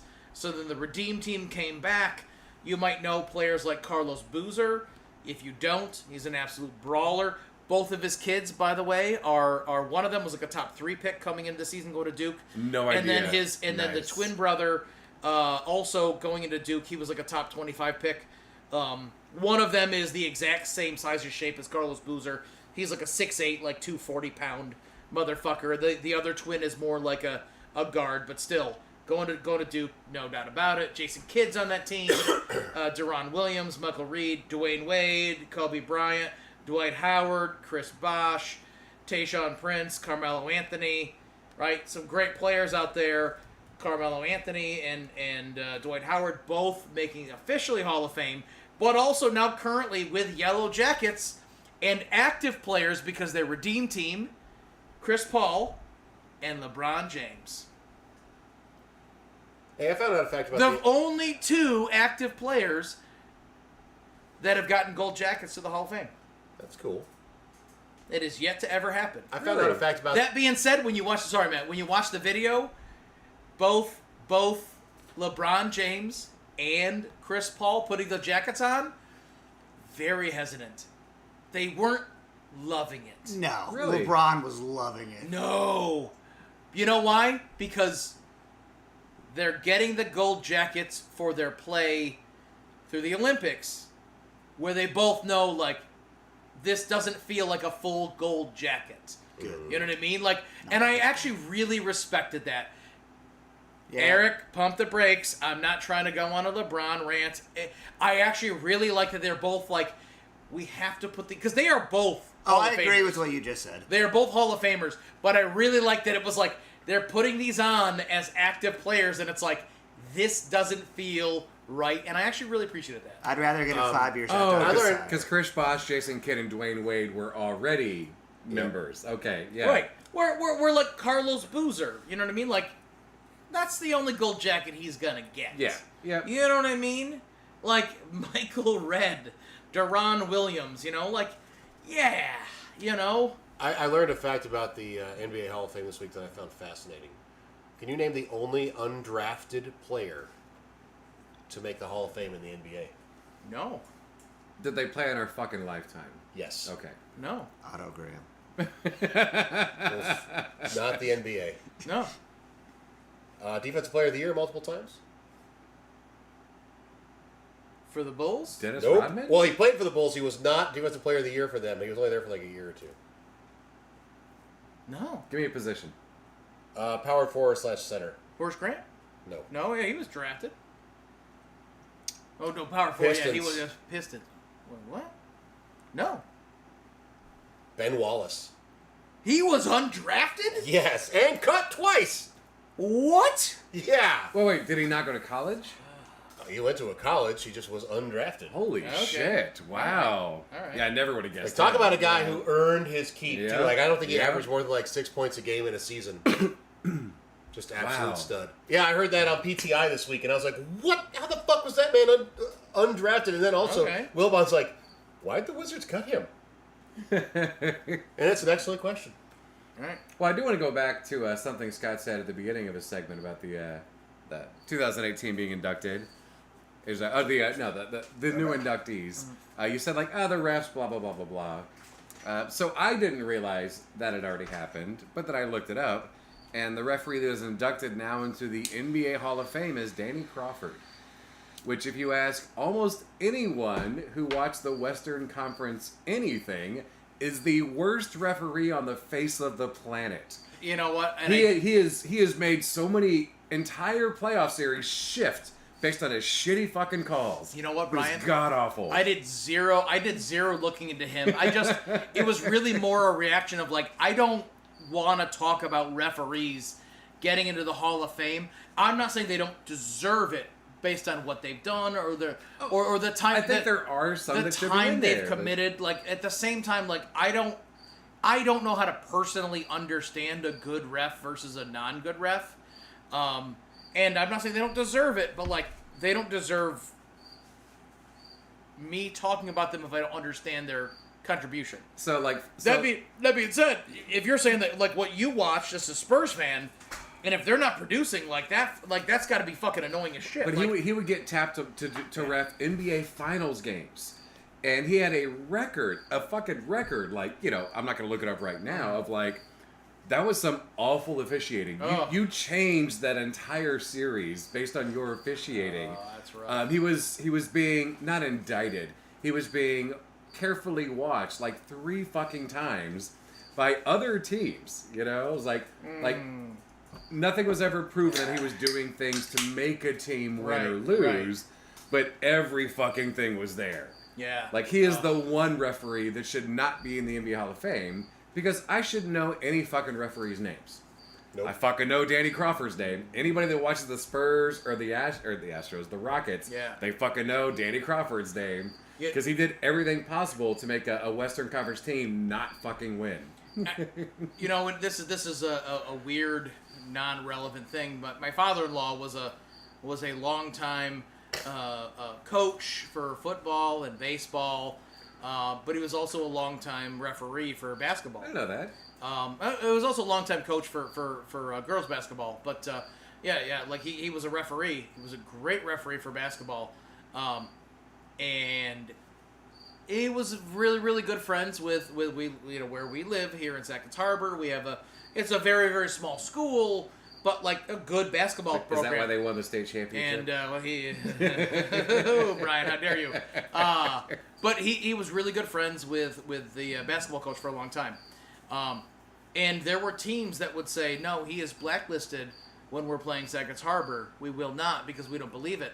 And it hurt him so badly to the core, because he really, really valued fair play. So to hear him talk about time, like when he would tell me how like I'm not allowed to ref these games, like when they're playing against Sackets Harbor, it hurt him to the core, because he valued his ability to be fair and balanced so highly. But it's like, but you're really good friends with the coach, and you have this connection to this, you know, that hurt him badly. And I can only hope that carries with other coaches, other refs. That being said, whatever. Anyways, moving on. Oh. I guess when I do the NFL, I always have to talk about college football, but I don't want to. I don't want to talk about college football. Really? Yeah, and if you guys think that A&M Notre Dame? And if you guys think that I'm going to start talking about, you know, college football by mentioning that Syracuse beat Colgate Destroyed. 66-24. I'm not going to mention that. And if you think that by me saying Syracuse beat Colgate 66-24 is talking about college football because Syracuse did beat Colgate 66-24, then you know what? Your mother hates you, okay? I'm sorry your mom hates you, all right? Also, by the way, because you're thinking about that, your mother also shares pictures of your weird wiener to all of her Facebook groups, okay? I'm gonna throw that out there. And listen. You don't know that she shares those weird pictures of your weird wiener to the Facebook groups because you're not a part of them because she hates you and you're a weird wiener. I'm gonna talk about college football. Moving on.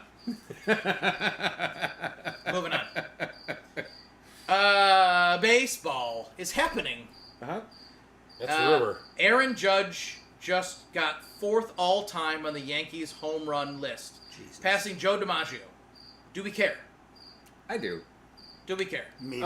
He is single-handedly once again saving that fucking team. And he's it is impressive I as shit. think you should definitely care given the level of player he just passed. Okay. Eric, do we care?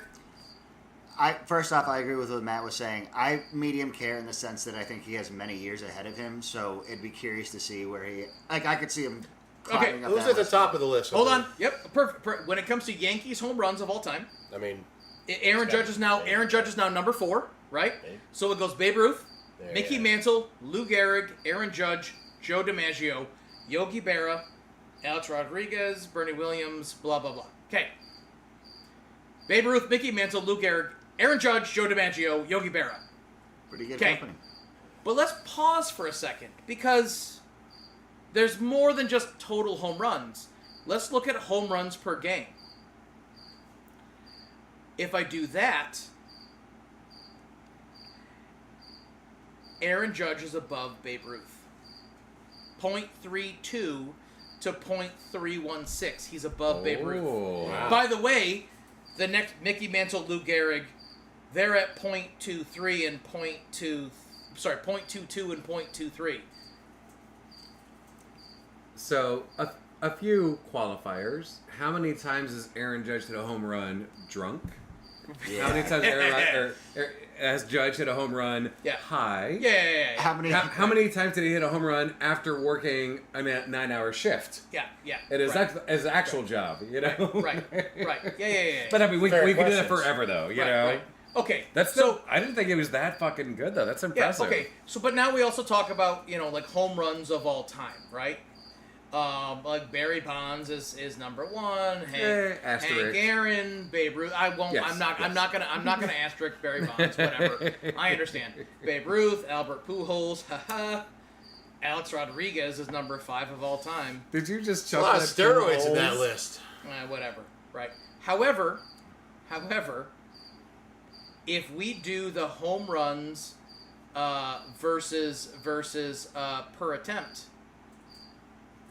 Number 1 of all time is Mark McGwire. Number 2 of all time is Aaron Judge. And number 3 of all time is Babe Ruth. Okay. So, hot damn. You mean like per at bat? Per at bat. Okay. Sorry, yes. Holy shit. Like, that really is legitimate.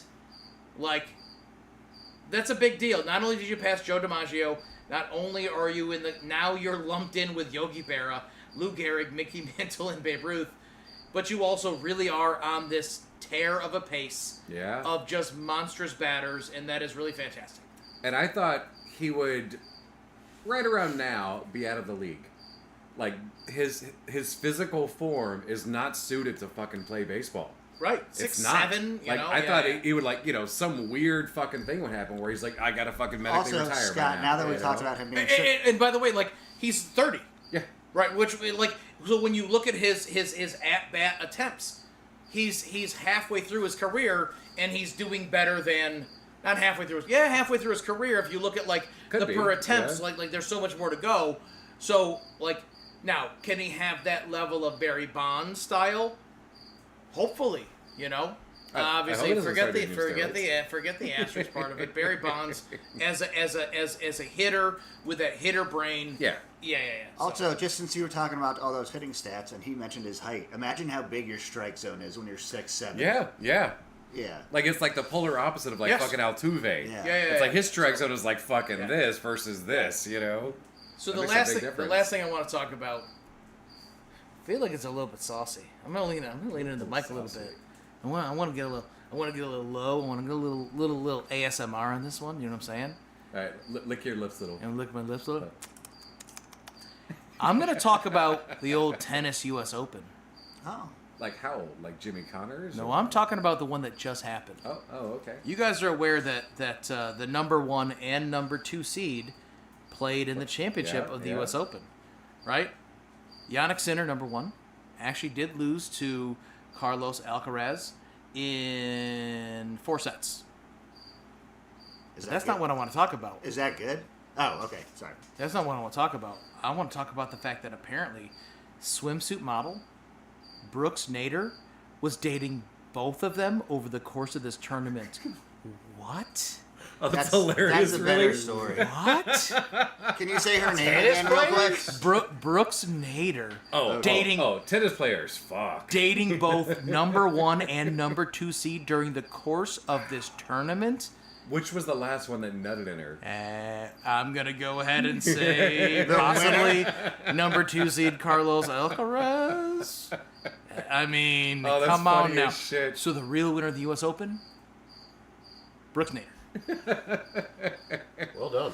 And that is... I didn't realize you had an account for TMZ Premium. and that is the NFL. This is a fantastic cherry on top of the NFL. Very well done, I had sir. no idea where you're going with the tennis one. That's fantastic. All right. Just the worst. Who's up first? I'll do mine because can it's I have my directly streaks pointed quick? at a... As soon as we're done, you get it. Oh, six that's streaks right. afterwards. So my just the worst is the New York Giants. Okay. It is specifically Brian Daboll. Okay. Because who throws in their fucking brand new drafted quarterback for one fucking play at the end of the 4th quarter when you need to fucking score? Who the fuck does that? By the way, he played it. He was in more than just that one time, but yeah. He was in. He was He in. never a couple, threw the ball. He just handed it off. He was just in for handoff and plays. this time, Yeah, it was supposed to be a throw, and it was a 3-yard loss, 2-yard loss? Yeah. But who the fuck does that? Who I- does that? Oh, let's fuck up my main quarterback, Yeah. Russell Wilson's brain, Well, by the- throwing in Jackson Dart again. Yeah, there's a What the time and fuck? place, and Yeah. that's not the place. And, like, I didn't watch Or the the whole time for game, that but I matter. saw it. I was Yeah. like, wait. Did Wilson get hurt? What's going on? Like, oh no, it was for a play. Dropping him in for some handoff plays to like get real speed In the timing. first half, early in the third, sure. Yeah. 3.5 minutes left in the 4th, and you need to fucking score? Not What the the fuck time. was that? Not- Jackson time. Dart handoff to Cam Scattaboo for a 15-yard run, 20-yard to run. get him some NFL I field I experience. saw that and I'm like, yes, I'm loving But a it. throw? A design play to throw? Not a fucking option. Yeah. That was a fucking passing play, you know? When they kept dropping him in, I was like, is Russell Wilson tired? I was curious about that. So that being said, I'm not going to deny Brian the worst Daboll, time. just the worst. Yeah. You got to adjust the worst? Yeah, just because it's kind of the only football I got to watch today since I was on the road. Travis Kelce for potentially blowing what could have been a win with that interception. That's fair. I mean, yeah, that's I mean, he's fair. a Hall of Famer. You expect him to catch Like the goddamn ball. it literally hit him in the hands. Like that never ever happens to him. Yeah, so I have one, and it is related to Syracuse college football that I said I wasn't going to talk about, but it actually had to do So with... what about your mom now? It What actually had about to do... doing this No, it SEC actually Just shows had to pictures of his weird ass dick, if I remember the story correctly. do... Weird wiener is And what she I hates said, you? but yeah. Okay, yeah. No, it had to do with ACC reffing. There was a play where Syracuse quarterback gets hit while he's throwing the ball, and they ruled it a incomplete, and then they move on to the next play, and he gets hit again, and it gets ruled incomplete, and then all of a sudden it's like, hold on, wait a minute, and the head ref has to go up and is like, so apparently there was a challenge on the play that it wasn't an incomplete pass. But a play had already happened That it was it was a forward pass, therefore it's a fumble. And even though the play already took place, New York called down and said, no.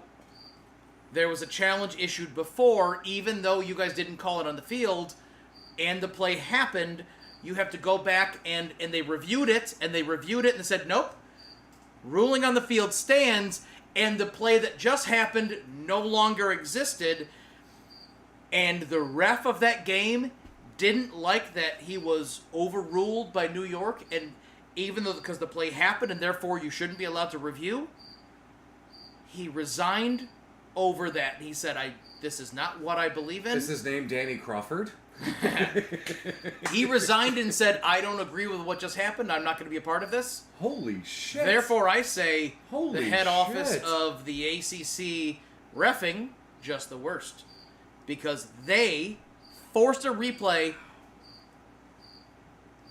on a play that was already done because another play happened. If you don't let your refs manage the fucking game, then... And guess what? The ruling on the field stood. It wasn't that controversial. Wow.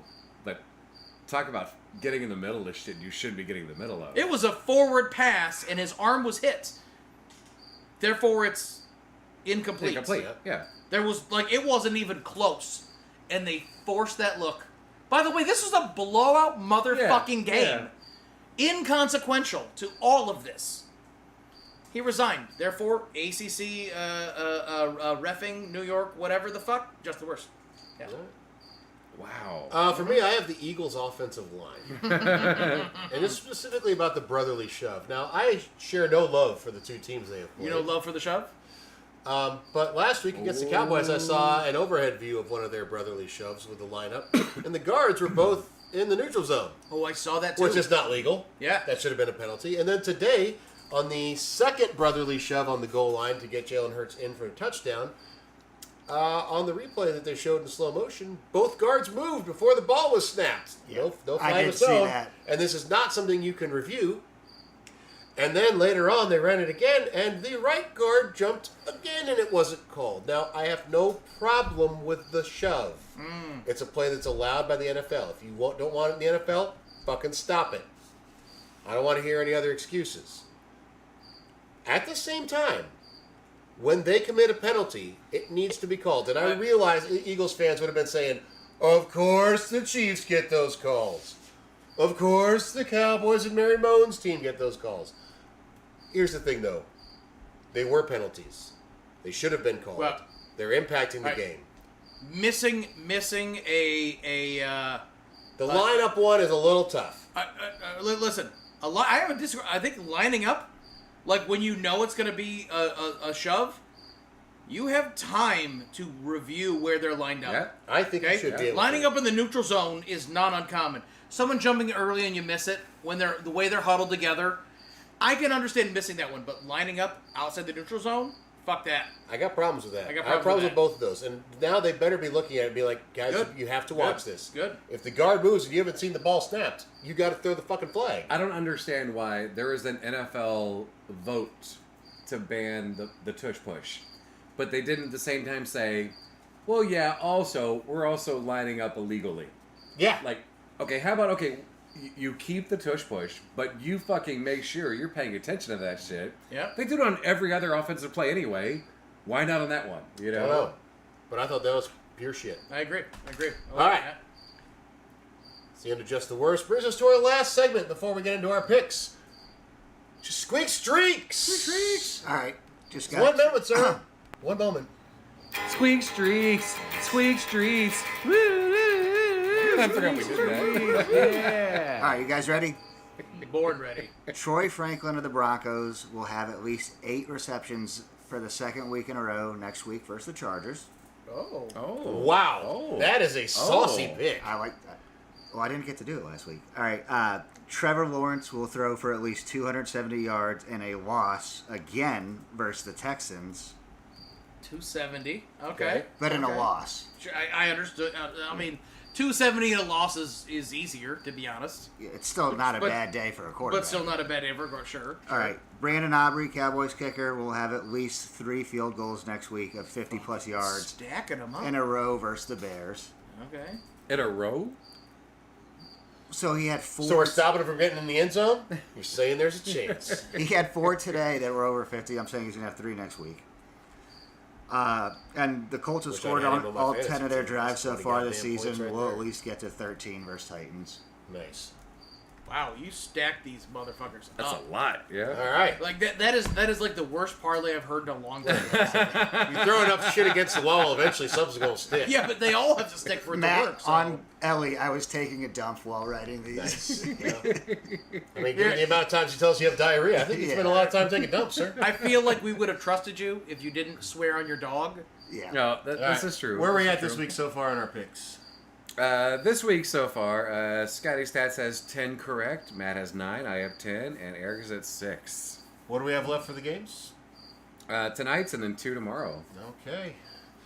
Next week's games. Brian, start us off with the Thursday Nighter. Thursday is the Miami Dolphins, the screaming offense of the Miami Dolphins, heading towards the lowly Buffalo Bills. I mean, listen, I could talk and wax poetic a lot about how I think the Dolphins have a real shot in this, but oh my God, no, they don't. No, they don't. Buffalo. Yeah. Buffalo's Miami. Yes. The Falcons go to the Panthers. Take the Falcons. I think the Panthers are playing a lot better now, but I think the Falcons. Yeah, I'm Falcons. Like after the Panthers like almost staging a comeback on the Cards, I thought about it, but like no, there's no fucking way. Yeah. Panthers. Ooh, I like it. Did you say Panthers? Saucy. Say it louder, dude, if you're going to pick Panthers. I'm just thinking to Don't be myself, shy about it. like Bryce Young, like the Panthers offense was doing more than this. 6 points at halftime. Oh, that's All right. a good point. Yeah, Pepe Lepiducer picks the Panthers. I like it. You should have been like rare. No. Yeah, Eric, I like what you're saying. Like, as you're looking at Atlanta 6 and Minnesota 3, but Brian Flores defense ain't Yeah. no joke. No. That motherfucker is good. Let's see. The Bengals with Jake Browning at quarterback versus the Vikings. I'm going to go with the Vikings. Oh yeah, I am as well. I'm Minnesota. Like this is nuts. I mean, Yeah. it'd be amazing if he had a fucking fantastic game and they beat the Vikings. Oh, it'd be but great. 100%. I don't see it. I don't see it happening, but it'd be great. Anyone think the Browns are going to lose to the Pack? Yes. Yes, I do. I think the Packers are going to win I that think game the going Packers away. are gonna win that one. That's the Packers. It's a weird way to phrase that question. The Packers went from that like, are they going to be good to be like, what the fuck? Like, how did they get to be this good? And Cleveland, don't get me wrong, Cleveland's defense can be a lot of fun, but Their offense is not going to do much against that team. Green Bay is looking Like, way better at than this expected. point until they prove us otherwise. Exactly, Like shit. exactly. Yeah, I'll go with that. Yeah, Packers. And also, it would be so wild for them to have 3 Hall of Fame quarterbacks in a row if Jordan Love just... Yeah, it would be. I mean, a little early, but I think that's Jordan what Love we is do going to here. fit into the Jeff Garcia category. I- Pretty good, but not Hall of Famer. But we've also said this about Green Bay. There's something to be said about the fact that they are an organization that doesn't have singular owners True. that get involved. It They're helps. they're It an helps. organization run by football people for football people. And if you think you'd rather have a singular owner, go talk to the Panthers, the Jags, Yeah. and the Browns and see Yeah. how they feel about it. And the Bears. Yeah, no kidding. All right, who we got next? The Texans visit Jacksonville. Oof. Yeah. I'm going to go with the Texans. I know they're playing tomorrow night, so I don't know quite how they rebound from last week. Way too early. I think the Jags are good. Everything they had against the Panthers, and then again today, and they against the Bengals, a short-handed Bengals team no less, came up short. So I'm gonna say that the Texans win that one. Give me Jacksonville. I'm still not done with them. I know that the Texans defense is good. I would They're- hope you're they're- not done with the team after week 2. Nah, but like, But that's the beauty of football. I gave them a playoff berth. You know what I mean? Like, yeah. and I think it's still there. It's still possible. It's still Yeah. possible. And I would really like them to thrive in this game, even though it's an offense that needs work against a defense that is solid. But I'm gonna go Jacksonville at home. Only to come back. Oh. In Duval. I need the Texans for my parlay. There you go. The Colts visit the Titans. I never thought I would say so quickly the Colts, but I am saying the Colts. I also need them Yeah. for my parlay. I have the Colts, and that like Titans were better than I expected today. But the Colts also are better than I expected. I am digging this right now. Like, let's see. The Broncos beat the Titans by like what? They beat them last week, so the Colts beat the Broncos. It wasn't today, a slaughter though, but transitive property. Yeah, exactly. The Raiders visit Washington. I mean, that's. I think the commies are going to be angry after that game against the Packers. I think they lay it on the Surprise Raiders win. Ooh, I like it. Yeah, no, Washington. Rams at Eagles. Eagles. I The mean, Rams will give them everything they got, but I think the Eagles come out on top. I think this is going to be a 3-point game. I had originally picked the Eagles. I'm changing to the Rams. Oh, okay. Because, like, today, and again, it's Kansas City, but it was a Kansas City that didn't have a fucking receiving core. And they eked that fucking one out. So I'm like, fuck it. Stafford could have an even better game. See what happens, you know? I like it. Did he just kick that ball out of bounds? Nope. Oh, that's a great one. Almost. The Jets visit the Buccaneers. Buccaneers. The Jets look very bad today.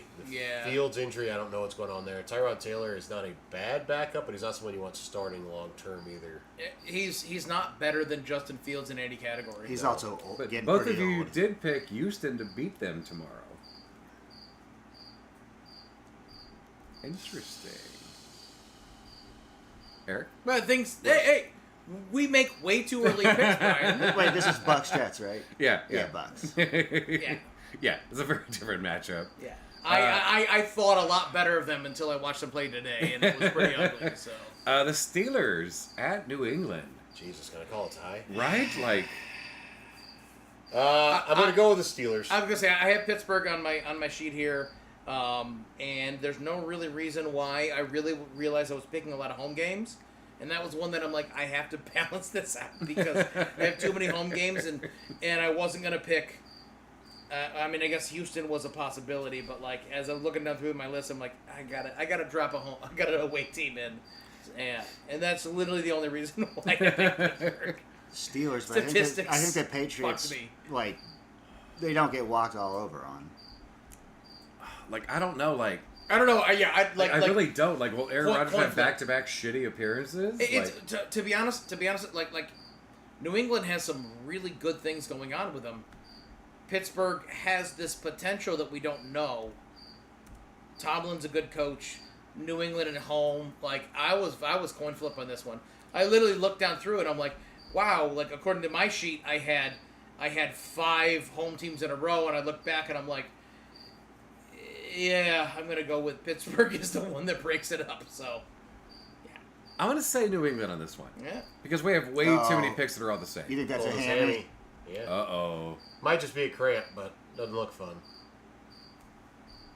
The Broncos visit the Chargers. I got Broncos. This was an absolute battle, but like I think the Broncos have the ability to battle away. I think that their secondary is good, and that like Surtain can contain. I think that Kyron Williams can. No, sorry. Who's the running back for? J.K. Dobbins. J.K. Dobbins. I mean, roll the dice. He can. See the running back today is. He can put up some yards, but not enough. Not enough. I think it's the defense that gets Denver the win against the Chargers. We're going with the Chargers. You're dead to me. Think... Anyway, next. Well, I want to hear what he thinks. The Chargers' defense can stop the run, which we don't have. Yep, and I think that the Chargers' offense, there's enough weapons. There you go, boy. There you go. That they can make some plays against Denver's defense. Like, yes, Surtain can shut down. Ladidi, Makiki, or Keenan Allen, half the or field, Quentin Johnson, so. but that's only one of those 3. So I just think that the Chargers have quite a few weapons. I think Jim Harbaugh and Greg Roman have that offense rolling right now, and I think that keeps going. I think Joe Alt at left tackle is fucking fantastic. He is fantastic. Yeah. I think the Chargers pull the win out. I think it's gonna be a close game though. Like, I wouldn't be surprised for like a 24-21 type of game. I really hope Ladidi has a fucking monster game tomorrow, and then nothing next week. There you go. Guess he's not one of your fantasies. He is not at all. Oh, okay. I'll go with the Chargers after Matt's argument. Also dead to me. All right, anyway, moving on. Saints at Seahawks. Seahawks. Seahawks. No, Jesus. Fucking Saints. What do you? Come on. The Cards at the Niners. Niners. Yeah. I feel like it could be a good game, though. It could be. I don't want it to be, though.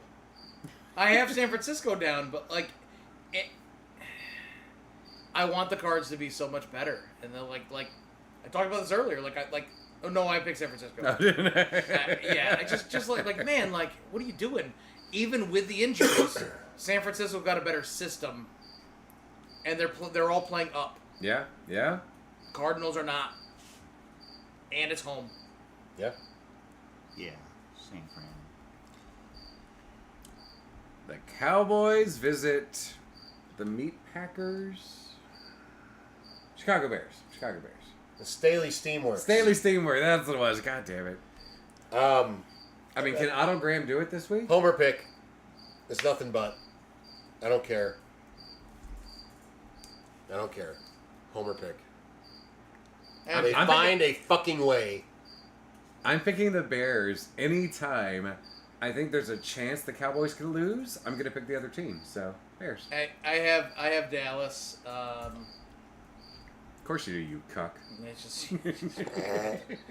oh, they beat the Giants, therefore they must be great. Nah. They hung with the Eagles, too. They barely beat the Giants. I think I've ever used that word out loud before. That's a weird one, yeah. You've never said cuck out loud I before? don't think so. Oh, okay. I'm picking the Bears, but I also think there's going to be some comical plays by both sides during this game. I think the Bears, they're still in learning mode. Oh, God. Now in my head, we're going to watch the game. The whole time just... the entire fucking game. Listen, all I know is next Sunday night we finally get to watch Scotty's team play. Oh. And I pick the Chiefs to win. Is anyone not picking the Chiefs to beat the fucking Scotty's Giants? Scotty's not picking the Chiefs. Taking the Chiefs. Okay, you want to see it right there, Matt? You want to right there, the little check? I mean, Oh my God, he picked the Chiefs. Team loyalty only goes so far. I know. You know? I picked But I it picked butts them up to beat. against reality. Hey, All right, wait, hold on, real quick. Last week, how many of you picked Dallas to beat the Giants? All of us. Oh, I that's think. a good I point. did. Yeah, okay. And I picked the Giants. And it was a way closer game than any of you fucking expected. Yeah. That was my homer pick. So But I don't will get say me this. wrong. I will say this as far as for the Giants goes. Their pass rush is legitimate. Their defensive line is good. They have some playmakers in their secondary. I agree. They are absolutely fucked because Chris Jones is going to wreck shop on that offensive line. And that is the biggest thing in my opinion. You got Rusty I know. back there. We're gonna watch game 1 Giants, not game 2 Giants. Yes. Is what's gonna happen? Yes, you So, are. Yes. You know what? And I swear to God, if they put Jackson Dart in that situation where he can get killed, that he should be Dayball should be fired for that. Jameis Winston can come in those moments. Yes. Thank you very much. Fireable offense in my If opinion. Jameis came in, those would be the comical moments. So, only because I want the Chiefs so badly to go 0-3, I'm picking the fucking Giants. I love that for you. I'm picking by the it. way. Fuck it. All right. Whether it happens or not, Fair oh enough. god, it'd become fucking amazing. And Monday night, the Lions and Lions and the Ravens. Good game. Which lines are we gonna see? I think the sorry. Ravens win this one. I have Ravens at home too. Yes. Against the like- struggling Detroit. Like Detroit. We're struggling much today. No, that's not true. That's not true. Your Bears' hands were struggling today. Jared Goff and Amon-Ra St. Brown were not struggling today. And that's all they fucking Nor did needed, their running game. You know? They ran for like 150 yards too. Like Yeah. they're but then, off. Tutty. Yeah, Tutty, I know. Tutty. But the hold on, Ravens hold on. defense- I got two more. Yeah. Tutty, tutty. Yeah, The Ravens Ravens defense is not the same as the No, Bears defense. God, no, it's not. Ravens be good. And the Ravens offense is in better shape too. So yeah, I see this as. And Derrick Henry basically had a week off. But so- I will say this: I think it's a close game. Really? It could be. I hope it could so. Be. I think yeah, it is a so close could be. game, but I think the Ravens win. I think it's going to be probably a 30-24 win. You just literally get Derrick Henry involved. Yes. Oh, or guess what? Lamar Jackson can also rush for 60 if he wants to. Yep. whenever he wants to. Absolutely. He'll end up rushing for like 45, but have 3 rushing touchdowns. I mean, yeah. All right. Eric? Oh, the Lions, just because I want the Bills to be undefeated and the Ravens to be 2-1. No, I like it. That checks out. You mean 1 and 2? Ravens? Yes, They're 1 they and lost 1. to the Bills. Oh shit, last 1 and week. 2. You're correct. Yeah, I'd like that better. Okay. Math is a bitch. Yeah. I always like to ask a random question, so I'm going to ask them way too early. Outside of Mike McDaniel, who is on the hottest seat right now? Oh. Who's on the hottest seat? I don't think anyone is right now. Are they? I think the first 2 weeks matchups were like really fucking interesting. There weren't very many like garbage ones, so I don't really have one. I mean, outside of him, he is a clear number one. I'm trying to look back. All right. So the 0-2s are the Jets and the Dolphins, the Browns, the Titans, the Chiefs. Andy Reid is not in danger. Dayball 0-2.